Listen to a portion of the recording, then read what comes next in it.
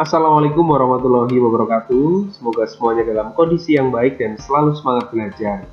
Hari ini saya akan membahas materi merancang novel. Materi kali ini terkait dengan kompetensi dasar merancang novel atau novelet dengan memperhatikan isi dan kebahasaan baik secara lisan maupun tulis. Indikator pencapaian kompetensinya adalah merancang novel atau novelet dengan memperhatikan isi dan kebahasaan baik secara lisan maupun tulis. Setelah mempelajari materi ini, siswa diharapkan dapat merancang novel atau novelet dengan memperhatikan isi dan kebahasaan, baik secara lisan maupun tulis. Tentu saja, kalian pasti sudah pernah membaca novel atau novelet. Tapi apakah kalian sudah tahu perbedaan dan persamaan antara novel dan novelet? Novel dan novelet sama-sama jenis karya sastra berbentuk prosa. Bedanya, cerita yang ditampilkan dalam novel lebih panjang atau lebih kompleks daripada novelet. Jumlah halaman novel rata-rata 150-300 halaman, sedangkan jumlah halaman novelet rata-rata 60-150 halaman.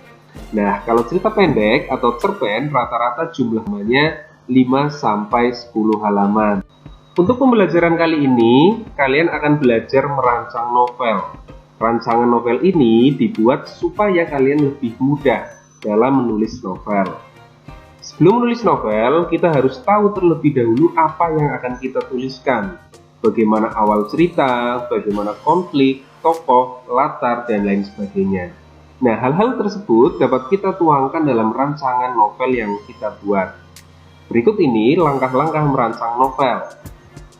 Pertama, menemukan ide cerita. Kedua, merancang alur cerita. Ketiga, menentukan tokoh dan penokohan. Keempat, menentukan latar. Semua tulisan, baik fiksi maupun non-fiksi, berawal dari sebuah ide. Lalu bagaimana menemukan sebuah ide? Ide dapat diperoleh dengan cara riset atau observasi. Beberapa riset yang dapat dilakukan adalah dengan cara membaca buku atau yang sejenis, wawancara, pengamatan langsung, dan lain sebagainya. Cerita novel dapat diangkat dari kisah nyata atau peristiwa nyata, baik pengalaman pribadi atau orang lain. Salah satu novel yang diangkat dari kisah nyata dan pengalaman pribadi penulis adalah novel 99 Cahaya di Langit Eropa, karya Hanum Salsabila Rais dan Rangga Almahendra. Masalah yang dimunculkan dalam novel biasanya sesuai dengan permasalahan yang ada di kehidupan nyata, misal masalah percintaan, sosial, budaya, politik, dan lain-lain. Setelah menemukan ide, selanjutnya kita rancang alur cerita novel. Alur merupakan jalinan peristiwa yang memiliki hubungan sebab akibat. Novel dapat mengisahkan kehidupan tokoh dari berbagai fase kehidupan. Misal, novel mengisahkan tokoh dari usia anak-anak, remaja, dewasa, lansia, bahkan sampai meninggal dunia. Novel juga bisa mengisahkan hanya beberapa fase kehidupan tokoh, misal ketika si tokoh remaja atau si tokoh dewasa. Novel biasanya menggunakan alur ganda, artinya ada lebih dari satu tokoh yang diceritakan kisah hidupnya. Novel biasanya menggunakan alur longgar, artinya setiap pergantian peristiwa diselingi penggambaran latar, bisa latar tempat, waktu, atau suasana. Novel biasanya terdiri dari bab atau subbab. Meskipun demikian, cerita novel harus tetap satu benang merah. Alur novel yang akan kita buat dapat dikembangkan dengan pola berikut. Pada tahap ini, kalian dapat menentukan peristiwa-peristiwa yang akan ditampilkan dalam cerita. Cerita dapat dimulai dari bagian eksposisi, yaitu pengenalan latar, pengenalan tokoh, atau pengenalan masalah.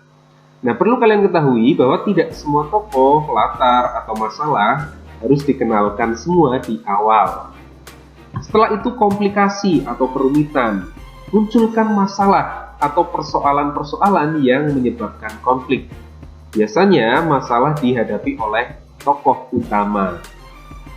Berikutnya klimaks, munculkan konflik yang menarik dalam cerita, bisa konflik batin atau konflik antar tokoh. Biasanya tokoh yang mengalami konflik adalah tokoh utama. Selanjutnya antiklimaks, tentukan penyelesaian dari konflik yang sudah dimunculkan sebelumnya. Terakhir, reorientasi. Tentukan akhir cerita. Apakah cerita happy ending berakhir dengan bahagia, sad ending berakhir dengan sedih, atau menggantung? Pembaca dibebaskan untuk menafsirkan sendiri akhir cerita. Rancangan alur ini membuat kita lebih mudah ketika masuk tahap penulisan novel. Sebelum ditulis, kita sudah tahu bagaimana cerita akan dimulai, peristiwa apa saja yang akan ditampilkan, konflik yang akan muncul, penyelesaian konflik, dan akhir cerita. Berikutnya, menentukan tokoh dan penokohan. Ciptakan tokoh atau pelaku dalam cerita, serta tentukan karakter masing-masing tokoh. Pada tahap ini, tentukan jumlah tokoh yang akan terlibat, watak tokoh, nama tokoh, usia tokoh, jenis kelamin tokoh, asal-usul tokoh, pekerjaan tokoh, dan lain-lain. Selanjutnya, tentukan siapa yang menjadi tokoh utama dan tokoh tambahan. Berikutnya, tentukan siapa yang menjadi tokoh protagonis, antagonis, atau bahkan tritagonis atau tokoh penengah. Tokoh yang menengahi antara protagonis dan antagonis. Pengarang pasti pertimbangan tersendiri dalam menentukan tokoh dan penokohan. Selanjutnya, menentukan latar. Tentukan latar tempat. Latar tempat berkaitan dengan di mana cerita berlangsung. Misalnya, cerita berlangsung di kota X atau di tempat Y. Selanjutnya, tentukan latar waktu. Latar waktu berkaitan dengan kapan cerita berlangsung. Misal, secara garis besar, cerita terjadi pada kurun waktu tahun 1990-an. Berikutnya, tentukan latar sosial atau latar budaya.